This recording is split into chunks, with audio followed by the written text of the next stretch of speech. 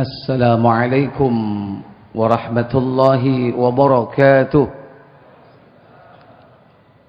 Innal hamdalillah nahmaduhu wa nasta'inuhu wa nastaghfiruh wa na'udzu billahi min sururi anfusina wa min sayyiati a'malina. Man yahdihillahu fala mudilla lahu wa man yudlil fala hadiya lahu. Wa asyhadu an la ilaha illallah wahdahu la syarika lahu wa asyhadu anna Muhammadan abduhu wa rasuluh. Allahumma salli wa sallim wa barik ala Muhammadin nabiyil ummi wa ala alihi wa ashabihi wa man tabi'ahum bi ihsanin ila yaumiddin, amma ba'd.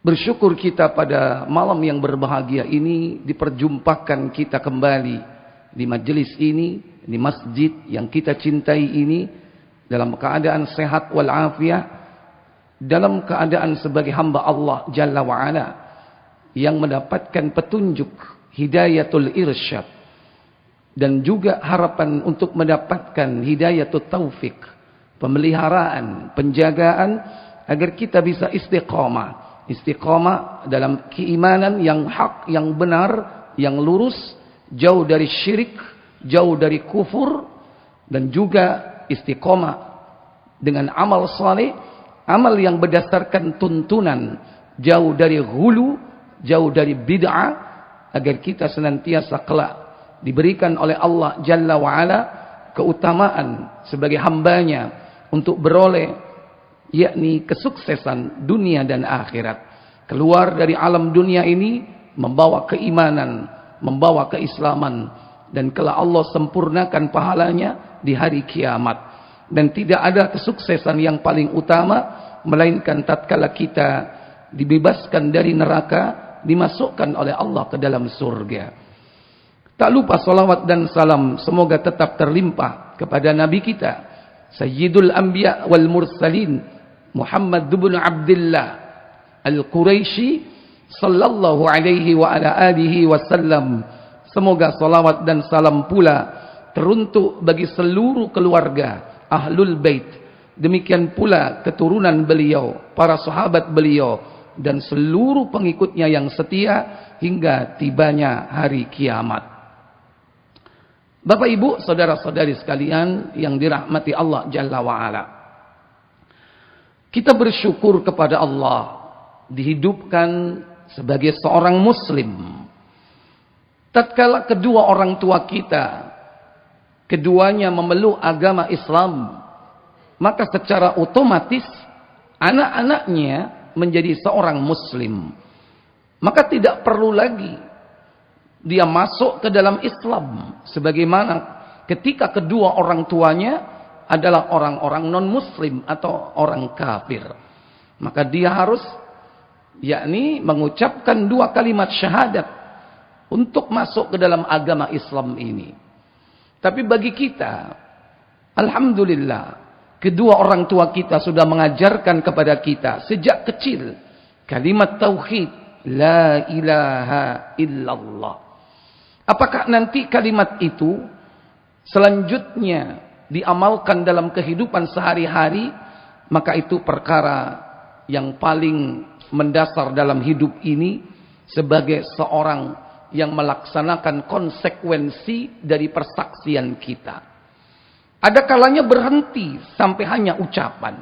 Ada kalanya hanya sebatas formalitas saja. Keislamannya ada di KK-nya atau di KTP-nya atau kartu identitas lainnya.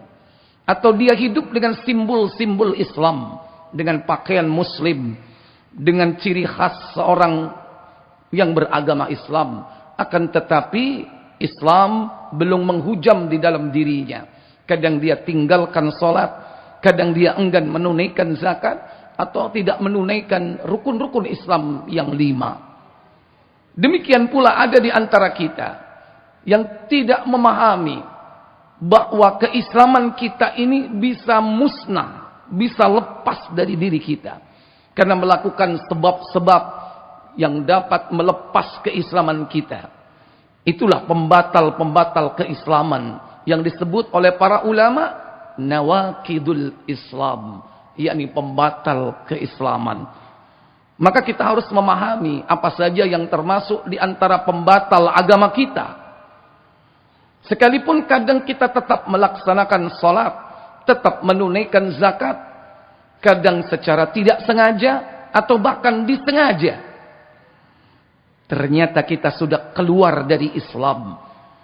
Maka para ulama merumuskan di antara pembatal-pembatal keislaman itu ada 10 hal, ada 10 perkara yang kita harus memahaminya dengan baik agar jangan sampai dalam kehidupan ini secara tidak langsung atau langsung, tidak sengaja atau sengaja, ternyata kita melakukan perbuatan yang dapat mengeluarkan kita dari Islam, dari agama kita. Wal iyadu billah. Apalagi kalau hal itu kita bawa sampai kematian kita, maka kerugian besar akan menimpa diri kita tatkala dia keluar dari alam dunia ini tidak membawa iman, tidak membawa Islam. Maka Islam ini harus kita pegang teguh, sehingga para khatib, para dai, para muballigh selalu mengingatkan kita, ya ayyuhalladzina amanu taqullaha haqqa tuqatih. Wahai orang-orang yang beriman, bertakwalah kalian kepada Allah dengan sebenar-benarnya takwa. Takutlah kalian kepada Allah dengan sebenar-benarnya takut. Wala tamutunna, jangan kalian mati illa wa antum muslimun, melainkan berpegang kepada Islam sebagai seorang muslim. Maka perhatikan perkara-perkara yang dapat membatalkan agama kita. Di antara perkara yang dapat membatalkan agama kita, yang pertama adalah yakni asyirku billah, syirik kepada Allah Jalla wa'ala, atau asyirku fi ibadatillahi ta'ala, yakni melakukan kesyirikan di dalam beribadah kepada Allah Tabaraka wa ta'ala. Dinamakan dia syirik karena dia telah menyekutukan Allah Jalla wa'ala, karena dia telah menjadikan sekutu, tandingan bagi Allah. Maka bagi mereka yang telah melakukan perbuatan ini, diharamkan oleh Allah Tabaraka wa ta'ala untuk masuk ke dalam surga. Kata Allah Tabaraka wa ta'ala di dalam surah Al-Ma'idah pada ayat 72.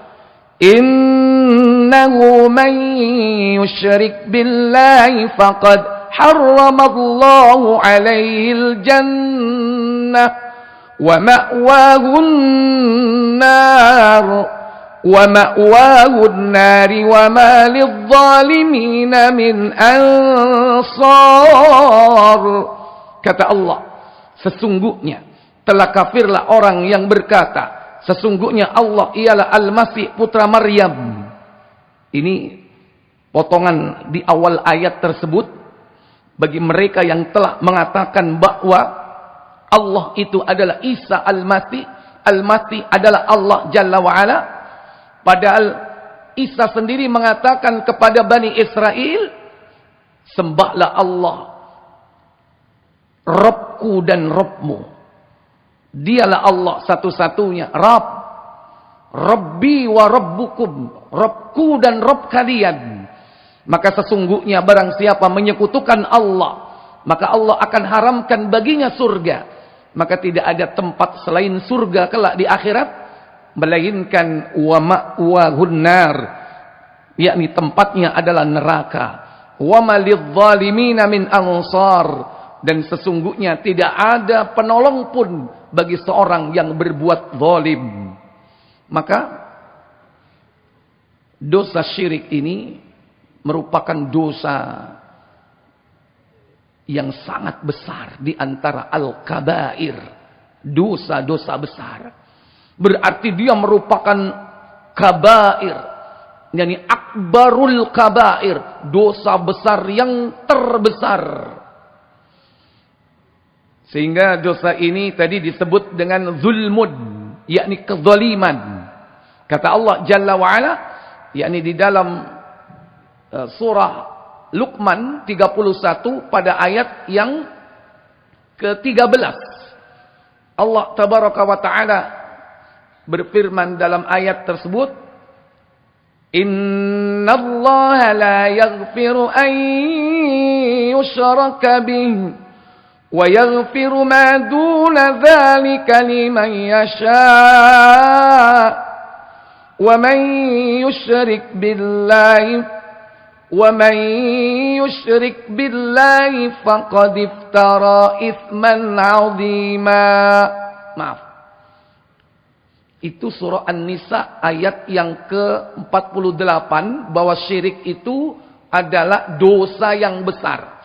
Adapun kezaliman yang besar, yakni disebutkan di dalam surah Luqman ayat 13, di mana Allah Jalla wa Ala berfirman, wa idh qala Luqmanu libnihi wa huwa ya'iduhu ya bunayya la tusyrik billah inna syirka la zulmun azim. Kata Allah Jalla wa Ala, dan ingatlah ketika Luqman berkata kepada anaknya, tatkala dia memberikan pelajaran kepada anaknya, ya bunayya, wahai anakku, la tusyrik billah, janganlah kau berbuat syirik. Inna syirka la zulmun azim, sesungguhnya kesyirikan atau menyekutukan Allah itu adalah benar-benar kezaliman yang besar. Ini disebut dengan zulmun azimun. Yang kedua disebut dengan ismun azimun, dosa yang amat besar. Sebagaimana tadi dalam surah An-Nisa saya yang baca pertama tadi, wa may yusyrik billahi faqad iftara itsman 'azima. Dan barang siapa yang menyekutukan Allah, faqad iftara, maka sesungguhnya dia telah membuat itsman 'azima, yakni dosa yang amat besar. Yang ketiga disebut dengan dhallun ba'idun, yakni kesesatan yang jauh.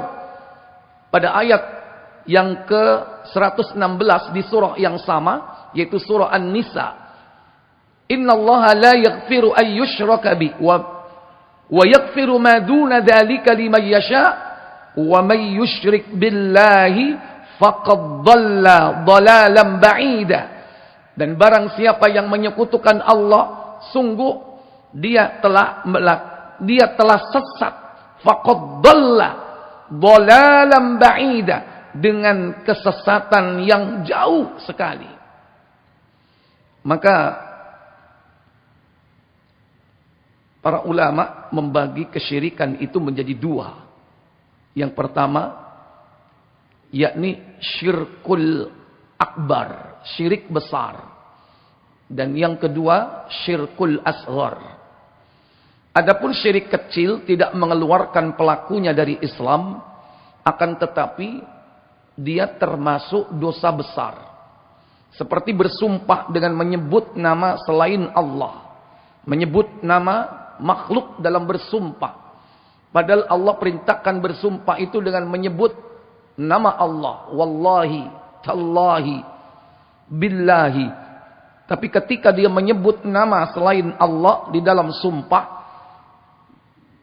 yakni menyebut nama bapak moyangnya, sementara Nabi SAW melarang hal itu. La tahlifu bi ismi abaikum, jangan kau bersumpah dengan menyebut nama bapak-bapak kalian. Dalam hadis Tirmidzi riwayat Abdullah bin Umar juga demikian. Ketika dia mendengarkan orang mengucapkan sumpah dengan menyebut Ka'bah, wal Ka'bah, demi Ka'bah, kata Abdullah bin Umar, tidak boleh bersumpah dengan menyebut nama selain dari Allah. Karena aku mendengar Rasul SAW bersabda, kata Abdullah bin Umar, man halafa bi ghairillah faqad asyraka faqad kafara au asyrak. Barang siapa yang bersumpah menyebut nama selain Allah, maka dia telah kufur dan telah berbuat syirik. Nah, ini tergolong syirik, tapi syirik kecil. Tidak sebagaimana syirik besar. Syirik besar itu diantaranya ada pertama, yaitu syirkud dakwah, syirik di dalam berdoa. Yang kedua, syirkun niat, syirik di dalam niat. Yang ketiga, syirkut ta'ah, syirik di dalam ketaatan. Dan yang keempat, syirkul mahabbah, yakni syirik di dalam kecintaan. Yang pertama, yaitu syirkud dakwah, syirik di dalam berdoa, di mana dia berdoa, dia menyeru, dia memanggil kepada selain Allah, dia berdoa kepada selain Allah, meminta kepada selain Allah, zat yang tidak dapat memberikan apa-apa. Di dalam surah Al-Ahqaf, yakni surah yang ke-46, Allah tabaraka wa ta'ala berfirman dalam ayat tersebut pada ayat kelima, وَمَنْ أَضَلُّ مِمَّنْ يَدْعُو مِنْ دُونِ اللَّهِ مَنْ لَا يَسْتَجِيبُ لَهُ إِلَى يَوْمِ الْقِيَامَةِ وَهُمْ عَنْ دُعَائِهِمْ غَافِلُونَ. Kata Allah, dan siapakah yang lebih sesat daripada orang-orang yang yad'u, berdoa, menyeru, da'a, yad'u, memanggil, menyeru, berdoa, min dunillah, kepada selain Allah, man la yastajibu lahu, yang tidak dapat mengabulkan permintaan, doa mereka tidak akan pernah diijabah. Cuman mereka tertipu, seakan-akan yang mengabulkan itu selain Allah. Yang dia minta mungkin gunung, dia minta kepada pohon, dia minta kepada matahari, dia minta kepada manusia, dia minta kepada hewan misalnya. Seakan-akan dia diberi. Padahal kata Allah dalam ayat ini, bal la yastajibu lahu ila yaumil qiyamah. Sampai hari kiamat, yang diseru selain Allah itu tidak akan mampu mengabulkan apa-apa. Nanti ketika mereka dikumpulkan di padang mahsyar,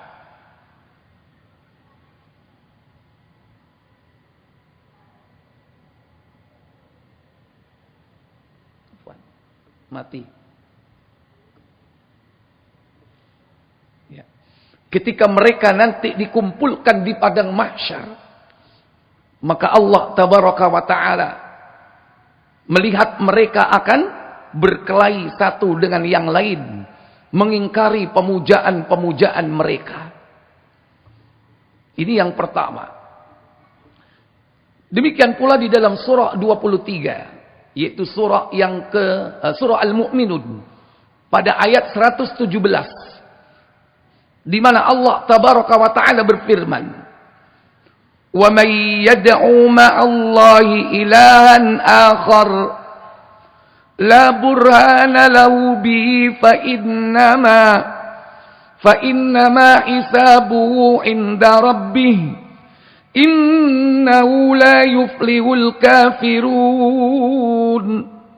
Kata Allah Jalla wa Ala, wa may yad'u ma'allahi ilahan akhara, barang siapa yang berdoa, memanggil, menyeru, meminta ma'allah, di samping Allah, ilahan akhar, ada ilah yang lain.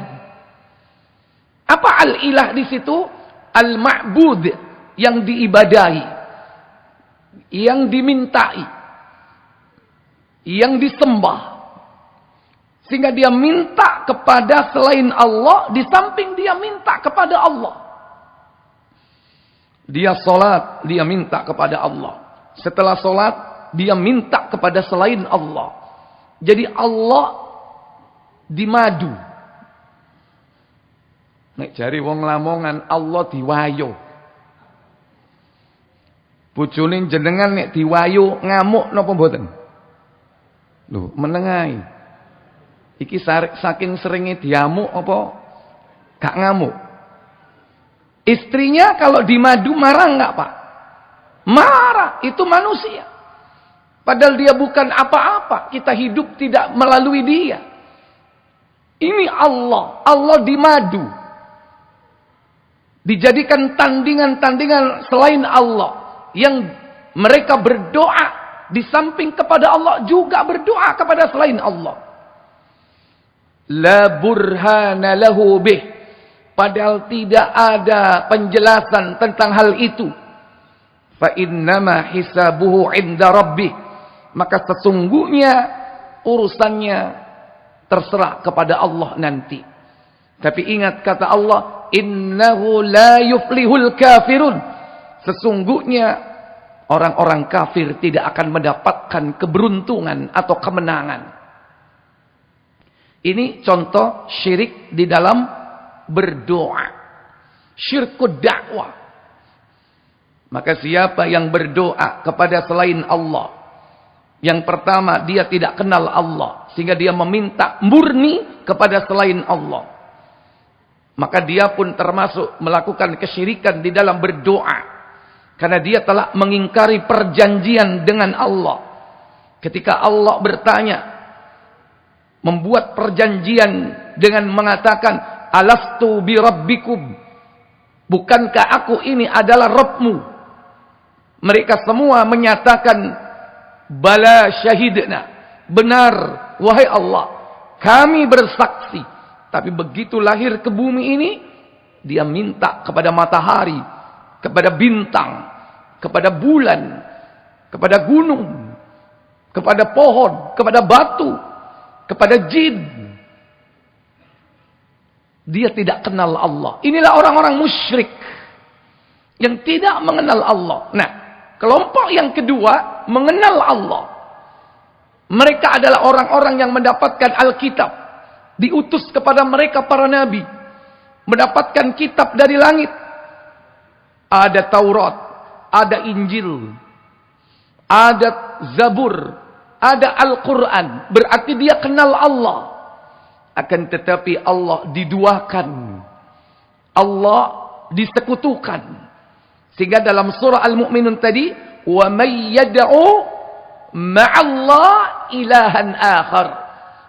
Dan barang siapa yang berdoa, menyeru, meminta, memanggil beserta Allah, ada ilah yang lain. Ini pun juga termasuk jenis kesyirikan di dalam berdoa. Syirik yang kedua, yaitu syirkun niat. Yang mestinya segala amal itu niatnya ditujukan untuk Allah, tapi niatnya ini ditujukan kepada selain Allah. Padahal Nabi SAW bersabda, diriwayatkan dari sahabat Umar ibn al-Khattab radhiyallahu ta'ala anhu, di dalam Sahih Bukhari di nomor 1, Nabi mengatakan, innamal a'malu binniyat, sesungguhnya amal itu hanyalah tergantung kepada niatnya. Faman kana hijratuhu ila Allahi wa rasulihi, fahijratuhu ila Allahi wa rasulihi. Maka barang siapa yang hijrahnya itu niatnya karena Allah dan Rasulnya, maka untuk Allah dan Rasulnya hijrah itu. Artinya bahwa Allah akan memberikan pahala karena niatnya untuk Allah.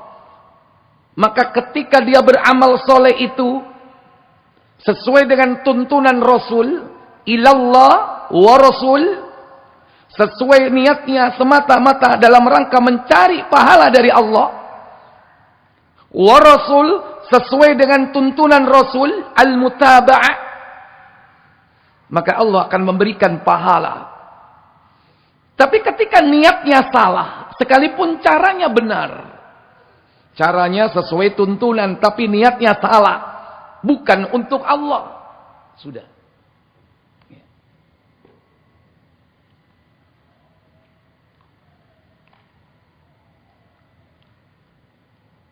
Ikhwatal iman, aizakumullah. Sekalipun caranya sudah benar, akan tetapi niatnya tidak karena Allah, maka orang itu tidak akan mendapatkan apa-apa di akhirat kelak. Dia hanya akan mendapatkan sesuai dengan niatnya.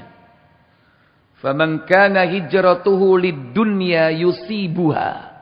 Dan barang siapa yang niat hijrahnya karena dunia yang hendak ia peroleh, awimra'atin yankihuha, atau karena wanita yang hendak ia nikahi, fahijratuhu ila ma hajara ilaih, maka dia mendapatkan apa yang sesuai dengan niatnya, sehingga hijrahnya akan mendapatkan apa yang dia inginkan dalam hijrahnya itu. Kalau dia pengen dunia, dia diberi dunia. Dia pengen wanita, diberi wanita. Bahkan Allah memberinya sempurna. Diberikan oleh Allah lengkap. Tidak dikurangi sedikit pun. Kata Allah Jalla wa'ala di dalam surah Hud. Surah yang ke-11. Pada ayat 15. Allah Jalla Jalaluh berfirman, Man kana yuridul hayatad dunya wa zinataha nuwaffi ilayhim a'malahum fiha wa hum fiha la yubkhasun. Kata Allah, barang siapa yang menghendaki kehidupan dunia wa zinataha, dan perhiasan yang ada di dalamnya, niscaya kami akan berikan balasannya itu di dunia ini dengan sempurna. Niat karena dunia, diberi dunia. Ada orang sholat niatnya pengen kaya, dikasih kaya. Ada orang puasa rajin pengen sakti, dikasih sakti. Rajin tahajud pengen naik pangkat, dikasih pangkat kedudukan. Rajin puasa Senin Kemis, niatnya supaya lancar jodoh, dikasih jodoh. Tujuan duniawiyah diberi oleh Allah sempurna. Minta 1000 dikasih 1000, minta 100 dikasih 100. Nuwaffi ilaihim a'malahum fiha. Di dunia ini diberikan balasannya sempurna sesuai dengan niat dunianya. Wa hum fiha la yubkhasun, dan di dunia ini tidak akan dikurangi sedikit pun. Maka orang seperti ini nanti kelak tidak akan mendapatkan pahala di akhirat. Kalau sekedar tidak mendapatkan pahala di akhirat masih mending, Pak. Yang paling merugikan apabila orang ini dicampakkan oleh Allah ke dalam neraka karena perbuatan syiriknya. Maka dalam ayat 16 Allah katakan, ulaika alladzina laisa lahum fil akhirati illa an-nar wa habita ma sana'u fiha wa batilum ma kanu ya'malun. Kata Allah, mereka itulah orang-orang yang tidak mendapatkan apa-apa di akhirat illan nar, kecuali neraka. Wa habita ma sana'u fiha, apa yang mereka kerjakan sia-sia. Wa batilum ma kanu ya'malun, terhapuslah seluruh amalnya. Batal semua amalnya, Pak. Maka tidak ada yang dapat membatalkan seluruh amal perbuatan kecuali syirkul akbar, syirik besar. Sebagaimana Allah katakan dalam surah Az-Zumar 39 ayat 65. Kata Allah Jalla wa Ala memperingatkan Rasulullah Muhammad sallallahu alaihi wasallam, "Wa laqad uhiya ilaika wa ilal ladina min qablika." Dan sungguh telah kami wahyukan kepadamu Muhammad dan kepada nabi-nabi sebelummu.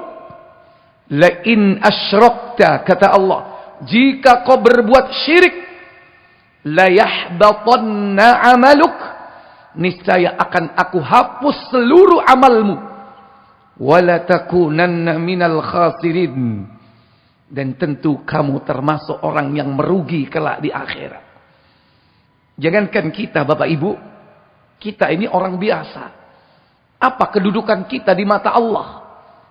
Para nabi saja diingatkan jika dia berbuat syirik, maka seluruh amal ibadahnya, pahalanya akan dihapus oleh Allah Jalla wa'ala. Bagaimana dengan kita? Maka berhati-hatilah di dalam meletakkan niat kita. Kau baca Al-Quran, kau puasa, baik yang wajib maupun yang sunnah. Semua itu yang kita harapkan adalah pahala dari Allah Jalla wa'ala. Tidaklah setiap solat yang kita lakukan Allah Jalla wa'ala akan berikan pahala minimal 10 kali lipat. Tidaklah sedekah yang kita berikan kepada seseorang maka semua akan dibalas oleh Allah Jalla wa'ala, mulai dari 700 sampai dengan tak terhingga. Bahkan amal ibadah yang disebut as-siyam, Allah sembunyikan pahalanya, tidak ada yang tahu. Karena seluruh amal ibadah itu dilipat gandakan 10 sampai 700. Kata Nabi, Allah berfirman, illa siyam, kecuali puasa. Kata Allah, fa innahu li, karena puasa itu untukku. Wa ana ajzi bih, dan aku sendiri yang akan membalasnya.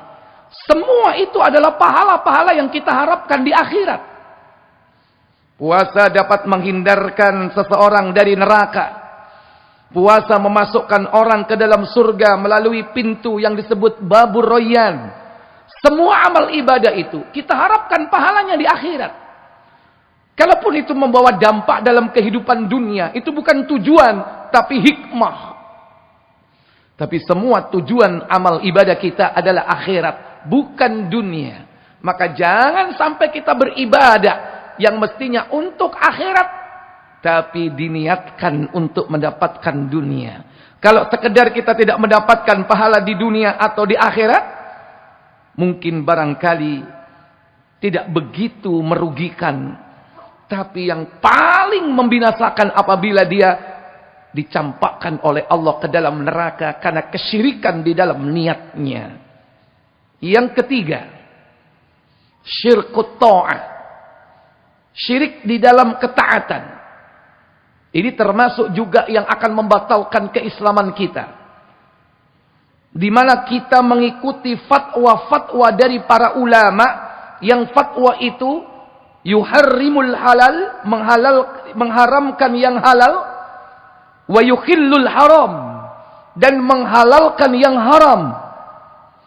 Allah sudah tetapkan halal dan haram, tapi kita mengikuti fatwa-fatwa dari tokoh-tokoh pemuka-pemuka agama yang menyimpang dari kebenaran. Maka berhati-hatilah. Allah tabaraka wa ta'ala mengingatkan kita melalui ayatnya dalam surah At-Taubah. Pada ayat ke-31. Allah Jalla Jalaluhu berfirman, ittakhadhu ahbarahum wa ruhbanahum arbabam min dunillah.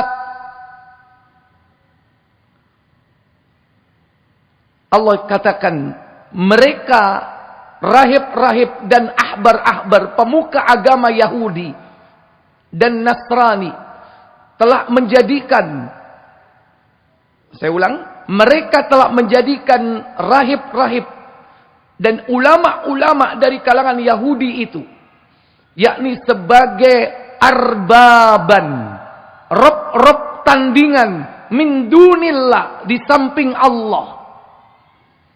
Puncaknya ketika mereka menjadikan, yakni wal Masih ibnu Maryam, yakni menjadikan Isa putra Maryam sebagai tandingan selain Allah. Sekalipun dulu sudah pernah terjadi di kalangan Yahudi, yakni menjadikan siapa? Uzair sebagai anak Allah. Wa qalatil yahudu Uzair ibnullah, wa qalatin nasara al-Masih ibnullah. Orang Yahudi mengatakan Uzair adalah anak Allah. Dan orang Nasrani mengatakan Isa adalah anak Allah.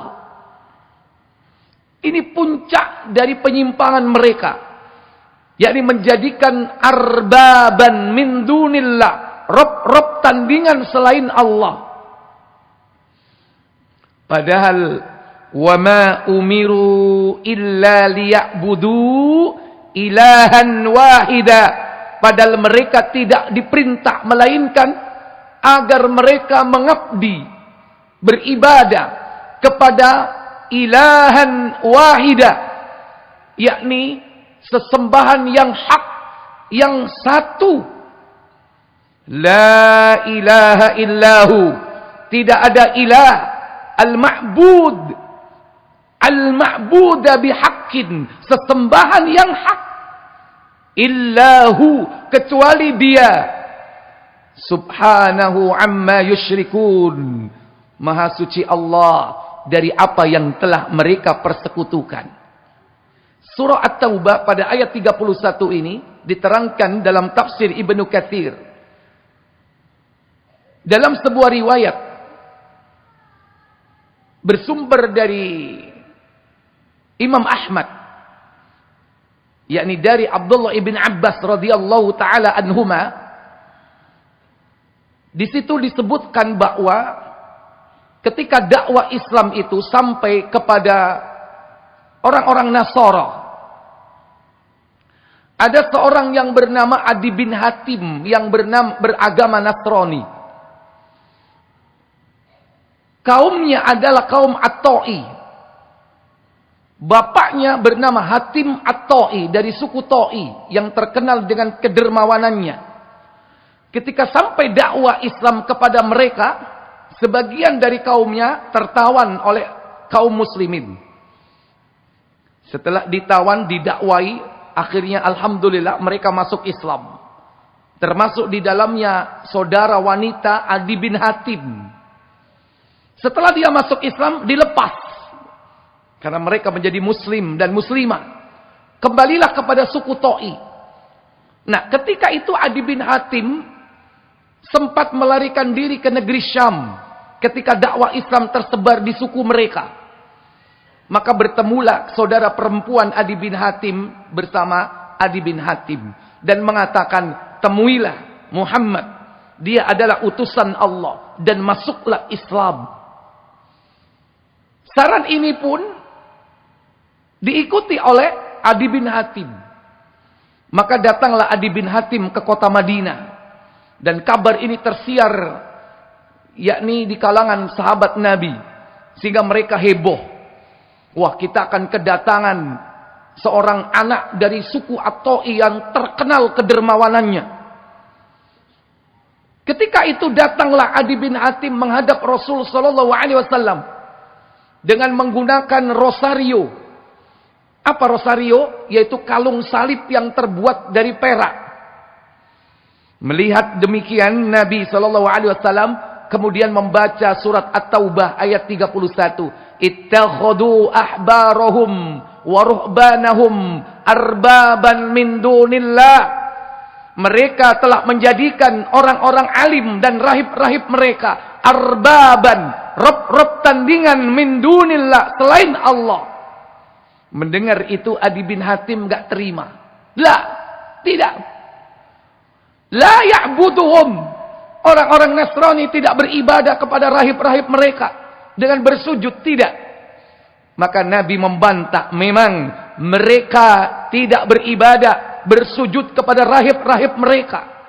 Akan tetapi ketika rahib dan ahbar ini yuharrimul halal wa yukhillul haram, mengharamkan yang halal, menghalalkan yang haram, fattaba'nahum, kau mengikuti mereka. Maka Adi bin Hatim, benar, kami mengikuti fatwa-fatwa mereka sekalipun mereka telah menghalalkan yang haram, mengharamkan yang halal. Ayat ini, Bapak Ibu Saudara-saudari sekalian, merupakan peringatan buat kita umat Islam. Karena ada di tengah kita para ulama. Karena tidak setiap ulama itu Rabbani. Tapi ada ulama-ulama jahat. Yang kadang merubah fatwa, yang kadang merubah hukum-hukum Allah. Dia berfatwa menyelisihi hukum Allah. Yang halal dijadikan haram, yang haram dijadikan halal. Hati-hati. Saya tanya contohnya apa? menghalalkan yang haram dihalalkan. Apa contohnya? Ketika ada fatwa Allah telah menetapkan haram kemudian dihalalkan dan kita senang, waduh rek cocok iki. Tepak iki, sesuai iki mbek keinginanku iki. Mumpung ada legitimasinya. Dan ini yang mengucapkan adalah tokoh, wah seneng. Kita mengikuti fatwa ini, maka itulah yang diartikan dengan ya'budun, menyembah. Dan itulah syirik di dalam apa? Syirik di dalam ketaatan. Ketika kita mengikuti fatwa-fatwa yang menghalalkan yang haram, mengharamkan yang halal. Dan kita senang dengan itu, ridho dengan perkara itu. Itu termasuk syirik besar. Berarti kita tidak secara langsung telah melakukan yakni tasyabbuh bil kuffar, menyerupai orang-orang kafir, yaitu menyerupai orang-orang Yahudi dan Nasara. Ikhwatal iman a'izzakumullah. Ini syirik yang ketiga, yaitu syirik dalam ketaatan. Kemudian selanjutnya yaitu syirik di dalam kecintaan. Syirik di dalam kecintaan, yakni tatkala seseorang itu lebih mencintai selain Allah daripada mencintai Allah tabaraka wa ta'ala. Padahal seorang mukmin itu, mereka disifati dengan sifat cintanya begitu besar kepada Allah tabaraka wa ta'ala. Yakni sebagaimana di dalam surah Al-Baqarah, pada surat yang kedua, yaitu pada ayat yang ke-165. Di mana Allah tabaraka wa ta'ala berfirman, "Wa minan nasi man yattakhidhu min dunillahi andadan yuhibbunahum ka hubbillah. والذين آمنوا أشد حبا لله ولو يرى الذين ظلموا إذ يرون العذاب أن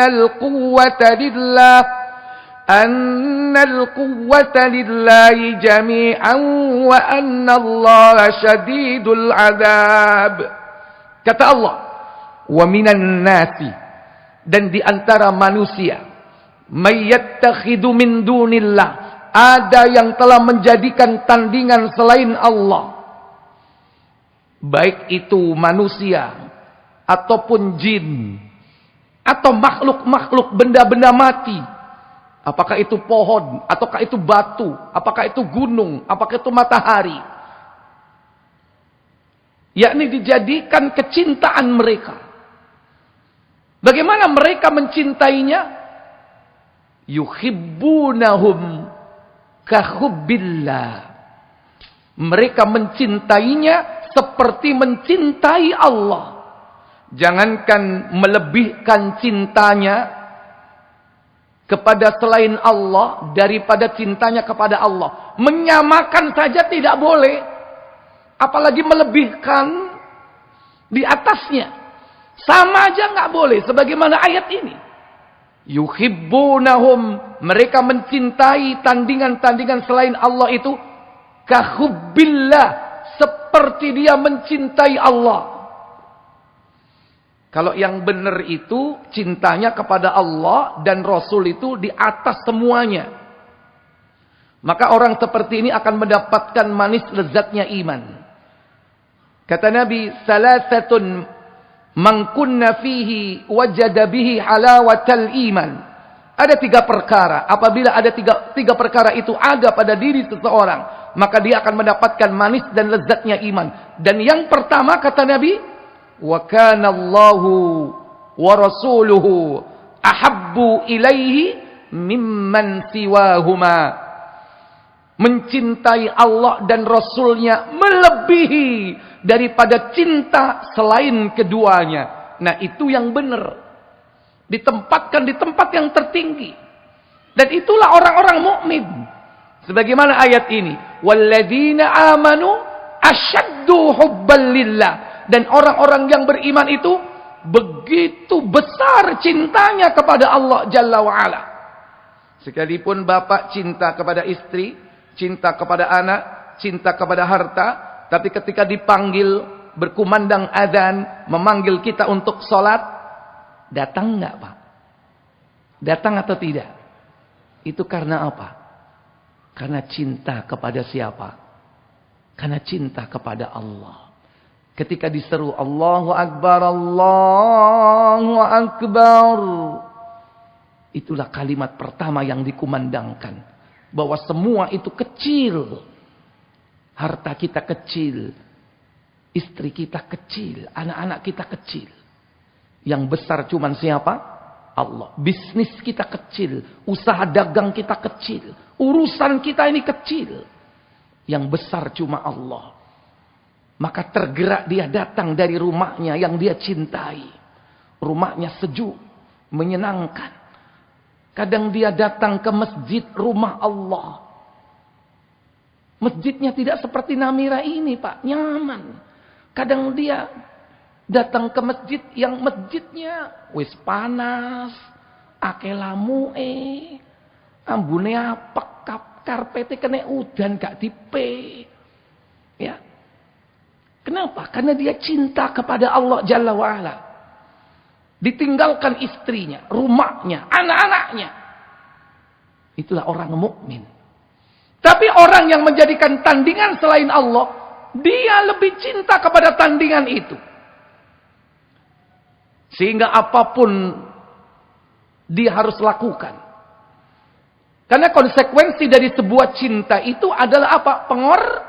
Pengorbanan. Maka dia mau mengorbankan hartanya demi yang dia cintai. Bahkan mengorbankan jiwa dan raganya demi yang dicintai.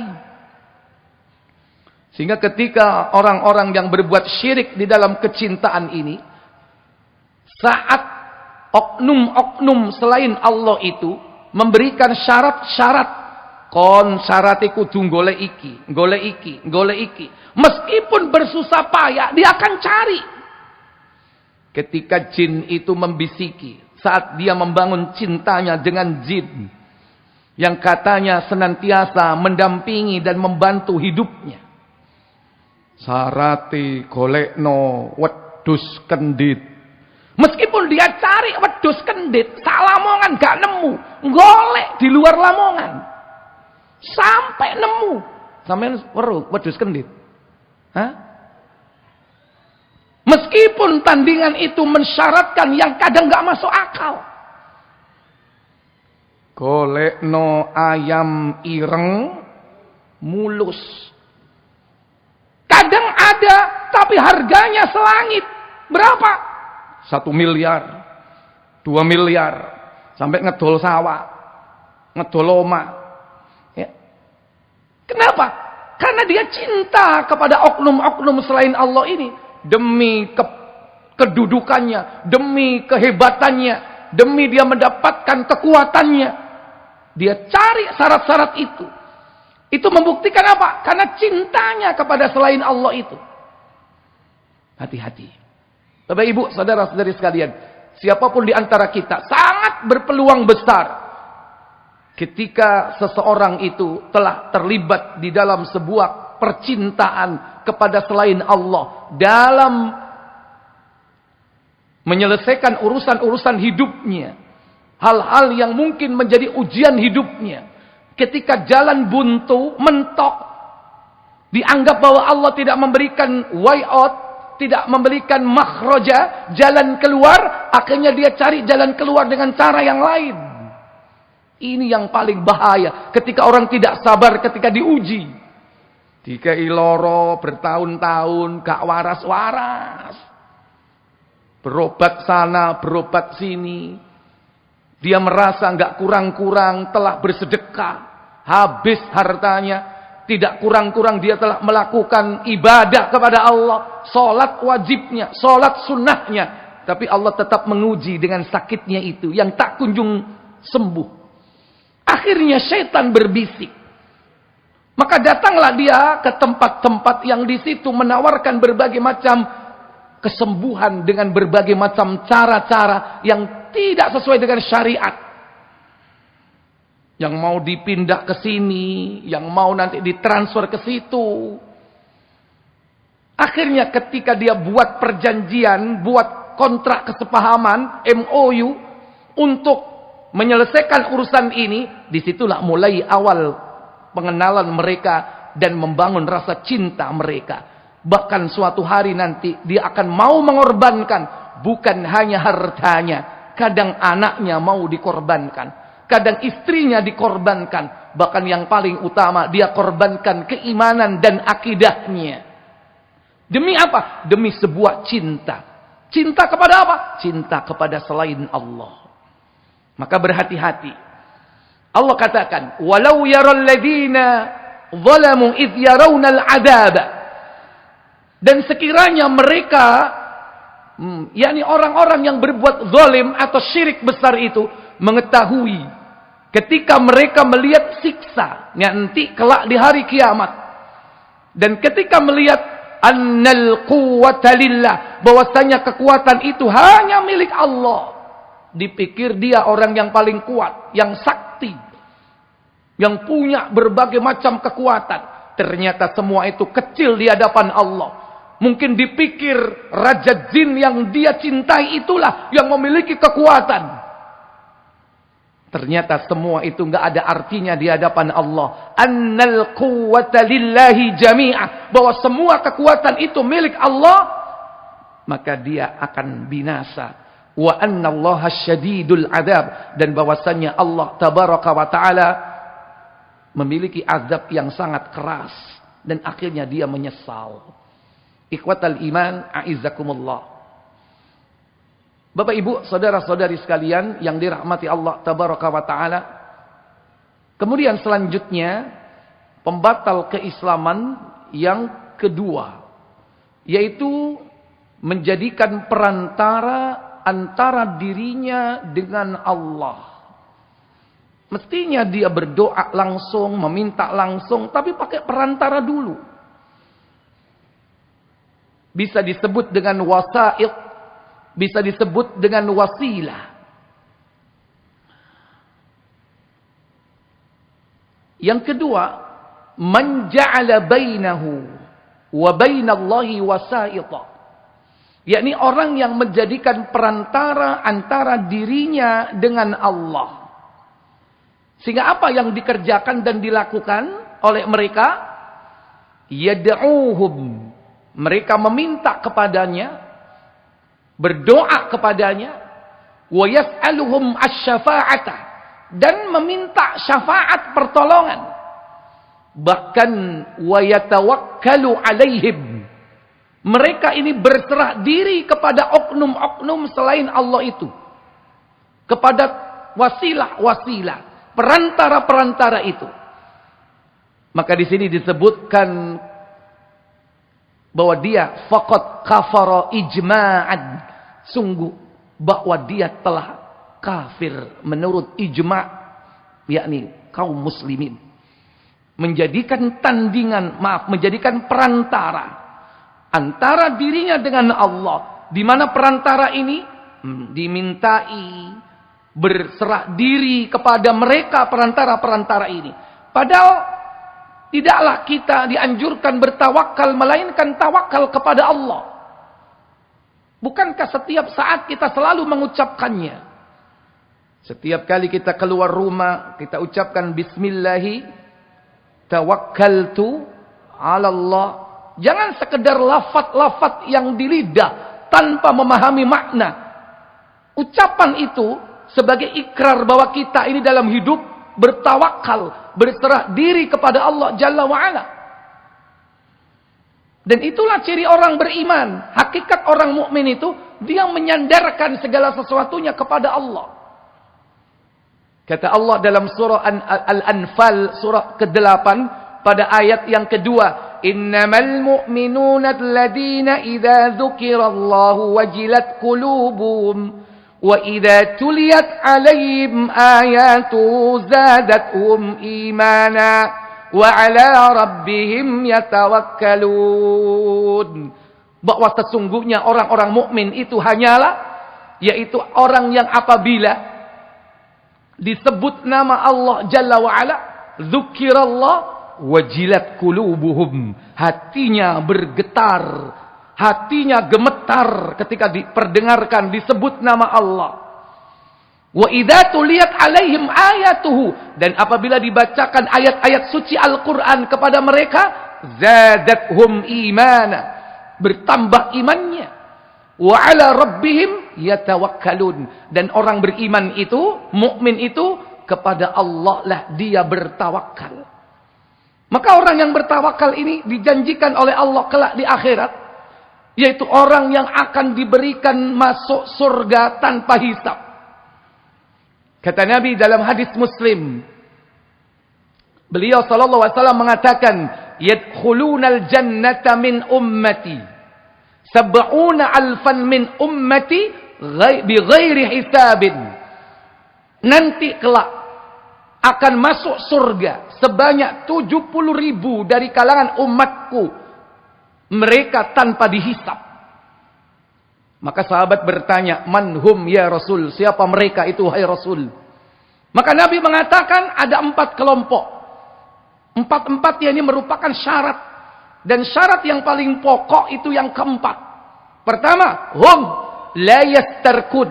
Mereka adalah orang-orang yang tidak minta diruqyah. Kalau diruqyah tanpa permintaan, masih berpeluang mendapatkan masuk surga tanpa hisab.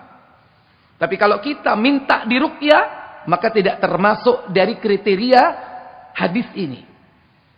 Yang kedua, wala yatatayyarun, tidak tatoyur, percaya suara burung. Kalau sekarang bukan hanya burung aja yang dipercaya, tekek dipercaya. Tok-tok tekek sugi, melarat, sugi, melarat. Begitu melarat mandek tekek, kapok kon, melarat temen. Itu namanya tatoyur. Awalnya dari kata toiron, tatoyur, percaya suara burung. Sekarang gak manuk tok, kabeh dipercaya. Intinya percaya kepada khurafat, takhoyul, angka, sial, ya kan? Percaya kepada hong sui. Percaya kepada feng sui, edan, ya kan? Karena percaya kepada hal-hal seperti itu, gak logis gitu loh. Nah, ini orang yang akan mendapatkan peluang untuk masuk surga tanpa hisab.